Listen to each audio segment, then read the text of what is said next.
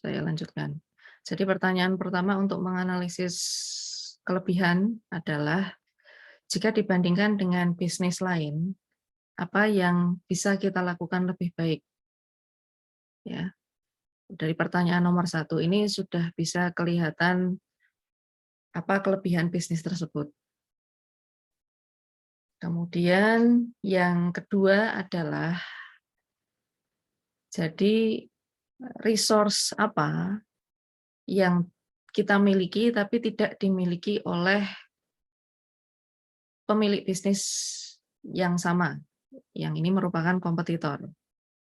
Apakah harga produk kita lebih murah, apakah desain dari produk kita lebih unik, apakah kita menyertakan sentuhan pribadi ke setiap produk dan servis yang diberikan ke konsumen.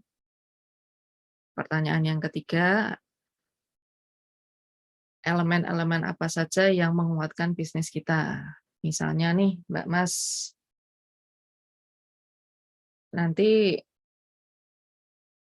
menanyakan ke pemilik bisnis gitu ya, kelebihan dibandingkan bisnis sejenis.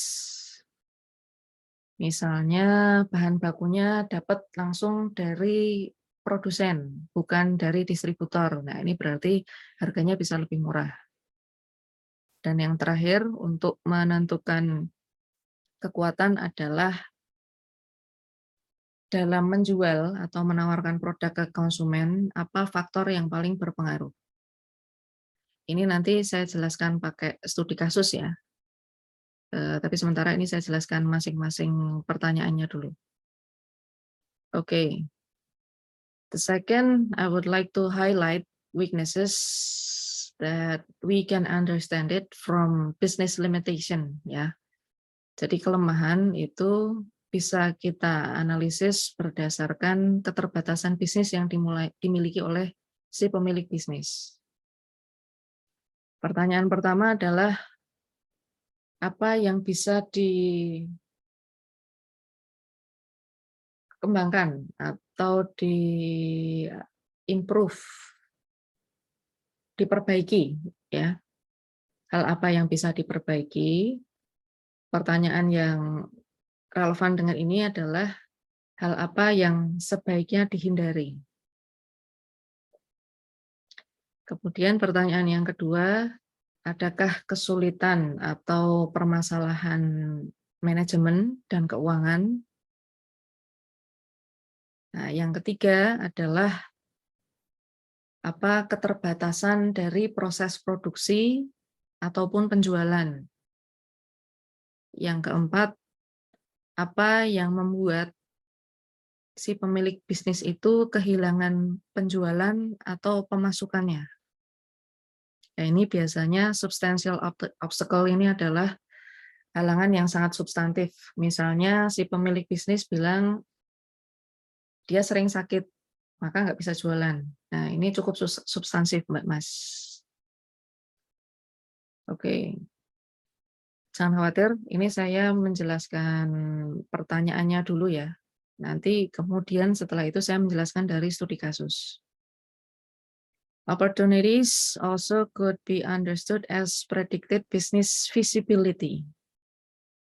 Jadi peluang bisnis itu juga bisa dipahami sebagai kesempatan bisnis yang muncul, yang bisa dilakukan, atau peluang bisnis yang bisa diakses oleh pemilik bisnisnya. Nah, cara mendeteksinya yang pertama adalah tren bisnis yang ada pada saat ini, ya. Business known based on market share. Jadi tren bisnis yang ada sekarang. Kalau sepengetahuan saya, bisnis yang berkembang di masa sekarang adalah bisnis yang bisa menjangkau konsumennya atau pelanggannya secara online ya. The second question or the second indicator would be technological or market transformation. Ya, saya jelaskan terkait dengan pandemi ya. Maka yang bisa terbaca dari peluang bisnis saat ini adalah Ada sesuatu yang terjadi nggak sih di bidang teknologi dan di market atau pangsa pasar secara umum? Karena sekarang itu kan PPKM sudah diturunkan levelnya ya. Eh, Konsumen bisa datang langsung makan ke restoran atau bisa order lewat aplikasi online, misalnya terkait dengan bisnis kuliner.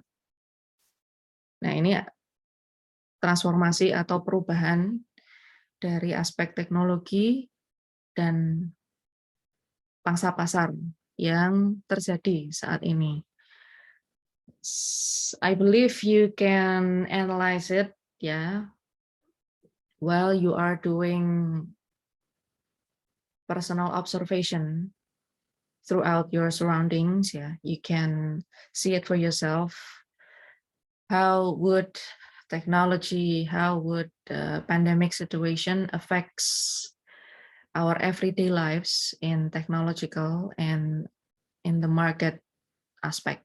Yeah, it is quite easy to do. Yeah, because it is basically in your surroundings, on your neighborhood. It is happening. And the third indicator for opportunity would be transformation of government policy regarding business. Jadi contoh kasus misalnya berapa bulan yang lalu ya, kira-kira 3-5 bulan ke belakang itu kan kita dihadapkan pada PPKM yang di masing-masing daerah dan provinsi itu berbeda level. Jogja sempat PPKM level 4, yang artinya ada regulasi pemerintah yang membatasi orang untuk tidak dine-in di restoran, tidak makan di warung. Jadi mereka hanya bisa take away. Nah, sekarang PPKM dilonggarkan, orang mulai bisa dine-in di restoran atau makan di warung ya. Nah, ini adalah contoh dari regulasi pemerintah yang berpengaruh terhadap bisnis. Yang keempat, changes in social pattern, population profiles, and lifestyles. Ya, ini general Mbak Mas, bisa diamati dari kegiatan orang-orang di sekitar Mbak Mas sehari-hari ya. Ada pola sosial yang berubah nggak sih? Misalnya pandemi kemarin membuat pemerintah memutuskan untuk ada aturan physical distancing. Kemudian orang hanya bisa take away. Kemudian profil masyarakat di sekitar kita, di sekitar Mbak Mas, orang-orang lebih milih makan di rumah bareng keluarga atau dine-in di restoran, atau makan di warung, atau jajan di tempat-tempat penyedia layanan kuliner ya. Lifestyle ini juga berpengaruh. Ini nanti bisa Mbak Mas rasakan selepas lulus dari UMY ya. Kemudian nanti Mbak Mas kerja, kebetulan gajinya cukup besar ya, bisa sampai 8 atau 10 digit gitu bahkan. Nah, ini berarti ada perubahan gaya hidup yang akan terjadi untuk Mbak Mas ya. Yang tadinya jajannya di kantin sekitar kampus, sekarang udah berani jajan di restoran-restoran yang harganya mungkin pakai dolar gitu ya, karena gajinya 10 digit misalnya. Peluang bisnis juga bisa muncul dari bazar atau event-event promosi. Kalau dulu ada, Mbak Mas mungkin pernah dengar Festival Bangau Nusantara ya. Ini termasuk event promosi yang dikelola secara nasional, disponsori oleh Bangau, kecap Bangau. Oke, the last would be threats ya. Threats is ancaman. It could be indicated from the difficulties to reach targeted consumers. Nah, kesulitan untuk menjangkau konsumen yang ditargetkan. Misalnya PPKM level 4 kemarin membuat restoran-restoran fast food itu memilih untuk menjajakan produknya sampai ke pinggir jalan. Contohnya Pizza Hut ya. Di sekitar tempat tinggal saya itu ada semacam karyawan Pizza Hut gitu ya. Dia pakai motor, bawa beberapa produknya, dan itu dijajakan di pinggir jalan. Dia menawarkan harga yang sangat murah untuk ukuran fast food pizza ya, 100.000 untuk dapat 4 jenis pizza, untuk dapat 4 loyang pizza, yang itu tidak akan mungkin terjadi di hari-hari normal. The second would be innovation by competitors. We can take a look at our competitor or your business partner competitor ya. How would they innovate? It could affect how they reach their consumers. Nah, misalnya sama-sama jual produk kuliner, satu penjual dengan penjual yang lain pasti mereka punya treatment sendiri-sendiri. Misalnya penjual A itu berdiri lebih dulu, tapi penjual B ternyata dia gabung ke Gojek atau GoFood lebih dulu dibandingkan penjual A.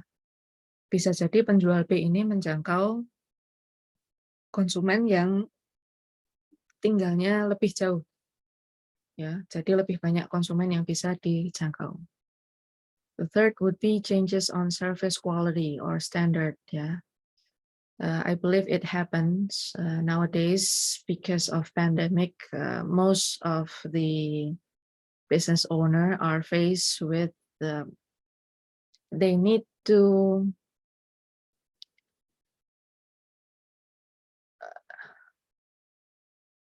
make their production costs is become more affordable ya.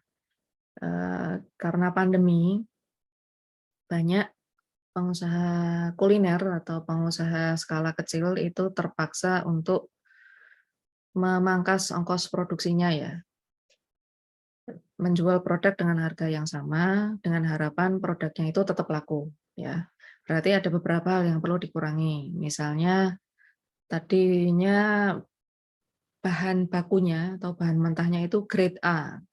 Tapi karena pandemi keuntungannya tidak seperti biasanya, mereka harus milih bahan baku yang grade B atau bahkan grade C untuk menutup kerugian karena masa pandemi dan bisa tetap dapat profit. Nah, ini misalnya.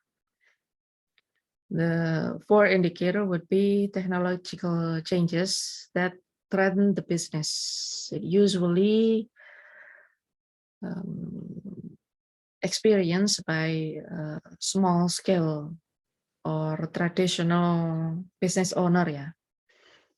Contoh misalnya Mbak Mas pernah dengar di Jogja itu ada produk mie letek ya.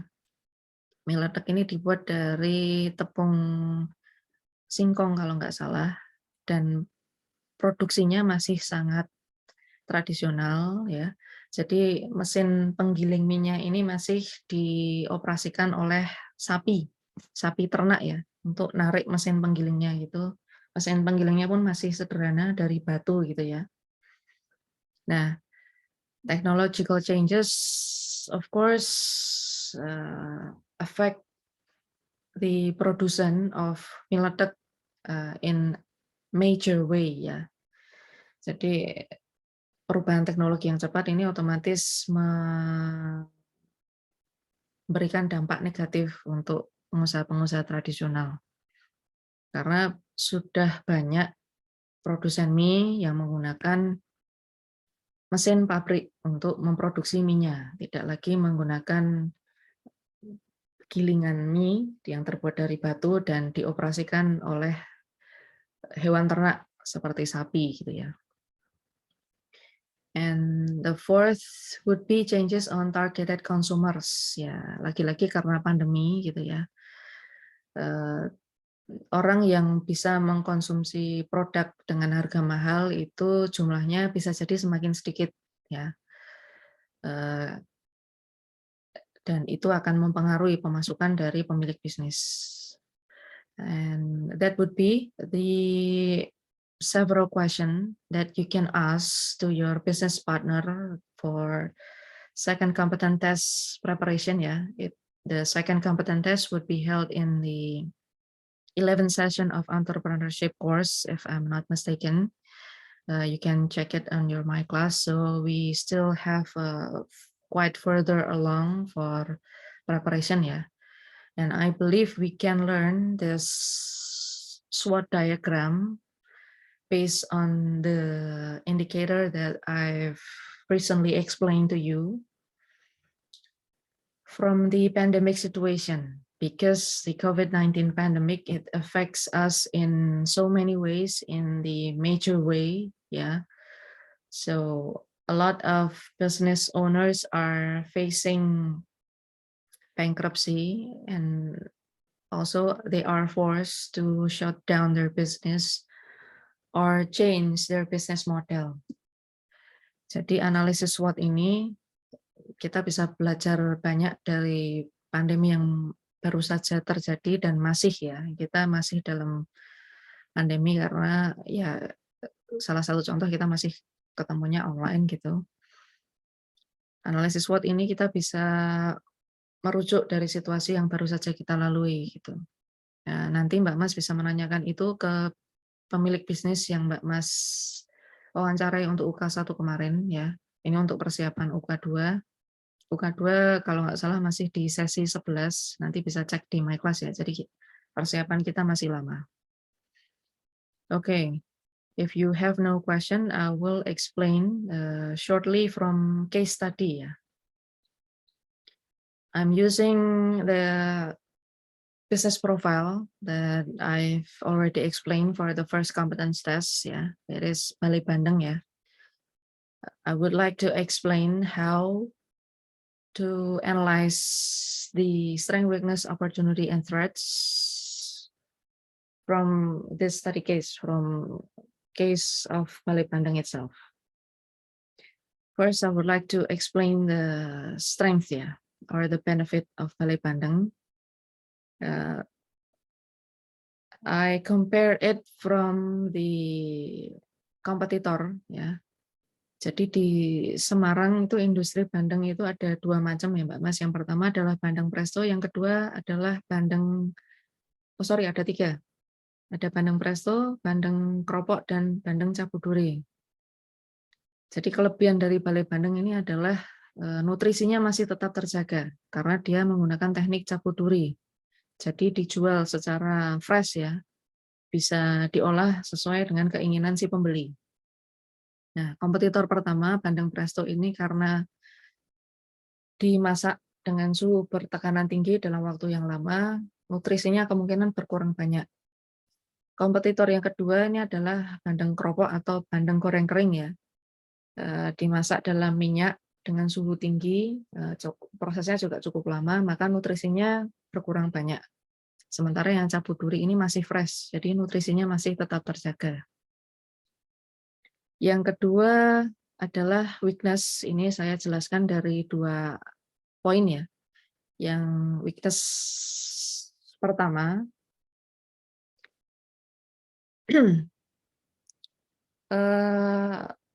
karena ngambilnya dari tempat pelelangan ikan, ya, ada dua tantangan yang akan saya bahas di sini.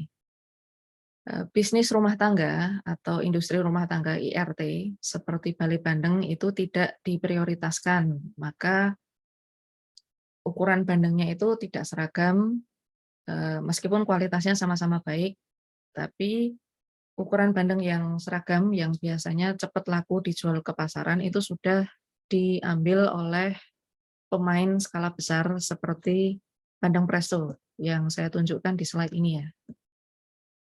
Nah, berikutnya kadang persediaan bandeng itu juga tidak mencukupi. Jadi tergantung pada musimnya ya. Kalau panennya lagi banyak, maka supply itu juga banyak ya. Bisa mencukupi demand-nya. Tapi kalau panennya sedikit, maka supply tidak bisa mencukupi demand atau permintaan. Weakness yang kedua, karena cabuduri itu, dan ini dilakukan dalam bisnis rumah tangga ya, atau industri rumah tangga yang terbatas dalam jumlah tenaga kerjanya, maka hanya bisa dilakukan dalam waktu yang lama, ya, tidak bisa segera atau instan, ready gitu. Nah, Karena Balai Bandeng itu juga menyajikan makanan yang langsung bisa disantap, artinya sudah dimasak gitu ya, maka dia hanya bisa diantarkan ke jarak dekat, tidak bisa dibawa ke tempat yang berjarak jauh ya. Nah, dan harus pre-order dulu, karena ini dibuat secara fresh. Itu weakness yang kedua. Jadi ada 4 kelemahan yang saya jelaskan di sini ya. Mulai dari produk yang tidak tahan lama, kemudian proses cabut duri yang memakan waktu lama, kemudian keterbatasan jumlah ikan mentahnya, tergantung musimnya atau enggak, kemudian keterbatasan dari tempat pelelangan ikan, karena industri rumah tangga ini biasanya tidak diprioritaskan, makanya dia hanya bisa dapat produk sisa, meskipun kualitasnya sama-sama bagus. The third, I would like to explain opportunities or peluang bisnis ya. Ada beberapa opportunity yang saya jelaskan di sini, yaitu 2 opportunity ya. Yang pertama, Balai Bandeng itu berdiri pada saat Menteri Perikanan dan Kelautannya masih dipegang oleh Bu Susi Pujiastuti. Dan waktu itu Bu Susi Pujiastuti menggalakkan kampanye Gemar Makan Ikan. Nah, jadi karena ada anjuran dari pemerintah, maka konsumen Balai Bandeng ini meningkat ya. Because of the Gemar Makan Ikan campaign by the Ministry of Marine Affairs and Fisheries. So Balai Bandeng consumers is drastically doubled ya, drastically improving ya in matter of amounts ya. And the second opportunity, it came from the sebentar ini kok. Ada produk ikan kaleng di pasaran yang ternyata setelah dilakukan riset itu mengandung cacing parasit. Maka kurang lebih di waktu yang sama itu ya, penjualan sarden atau ikan kemasan kaleng itu menurun, orang lebih milih ikan segar. Nah, bisnis Balai Bandeng ini termasuk yang terdampak secara positif. Artinya ordernya banyak, masyarakat di sekitar lingkungan Balai Bandeng ini aware bahwa lebih baik beli ikan segar daripada ikan kalengan ya. Jadi ini termasuk ada beberapa hal yang memberikan dampak secara positif untuk bisnisnya Balai Bandeng. Jadi opportunity ini adalah dampak positif yang menghadirkan peluang bisnis ya. Keempat adalah threat, Mbak Mas. Threat ini muncul dari kompetitor dan dari pengelolaan sosial media. Nah, kompetitor Balai Bandeng itu adalah produsen kuliner berskala besar yang sudah punya brand yang mapan ya. We have Bandeng Presto and Bandeng Juana. It is originally in Semarang, came from Central Java ya. Because they have a big budget, of course they are having large resources to conduct their business. Anytime soon, they could easily take over Balai Bandeng business. Nah, karena Balai Bandeng itu berhadapan dengan 2 merek terkenal, seperti yang Mbak Mas lihat di layar itu ya. Modalnya besar, jadi kapan saja si 2 merek bandeng yang sudah terkenal ini bisa mengakuisisi bisnis yang dimiliki oleh Balai Bandeng, atau mengalahkan Balai Bandeng ya. Karena jelas, bisnis skala besar itu memang tidak bisa dibandingkan dengan bisnis rumah tangga ya. Yang pertama, dari skala modal saja sudah berbeda ya. Kemudian yang kedua dari pengelolaan sosial media, Balai Bandeng menggunakan sosial media yang tidak tepat. Karena konsumennya kebanyakan itu adalah ibu rumah tangga yang ada di sekitar Balai Bandeng jualan gitu. Sebenarnya lebih efektif kalau pakai status WA. Tapi pada waktu itu si pemilik masih menggunakan Instagram. Nah, ya Yang jamak kita ketahui bahwa Instagram itu lebih pas untuk konsumen seusia Mbak Mas ya, Instagram, TikTok. Nah, maka dari Instagram ini si pemilik Bale Bandeng memutuskan untuk beralih untuk sebagian besar promosinya menggunakan status WhatsApp. Nah, cara melakukan analisisnya ya,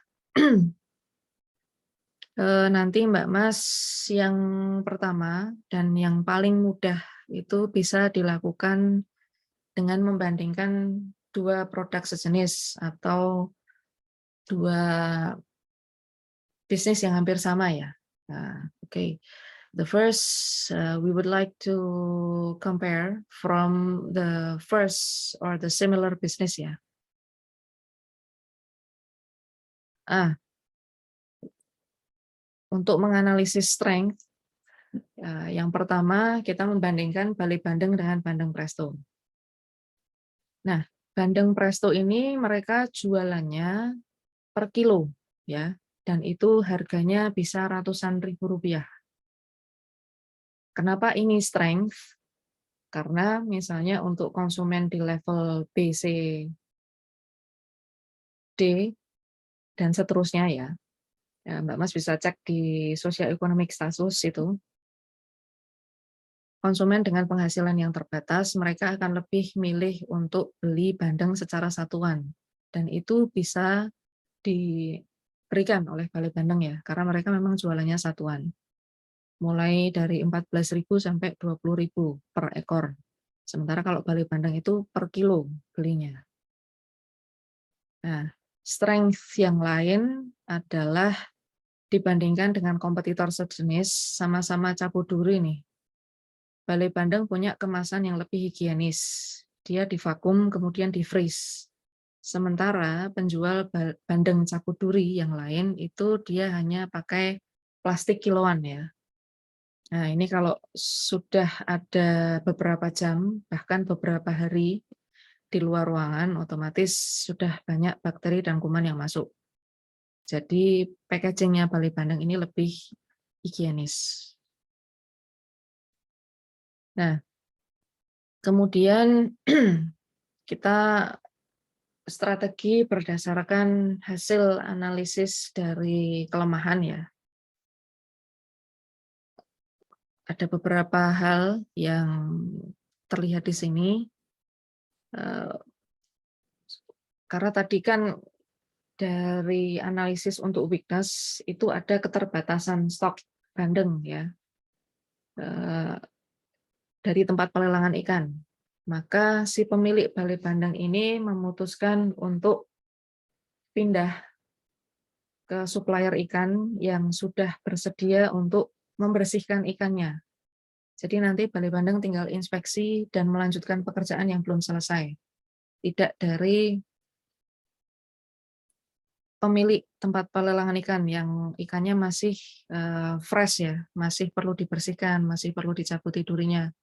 Tapi kalau dari middle distributor ini biasanya sudah dibersihkan, tinggal dicek lagi dan dilanjutkan pekerjaan yang belum selesai.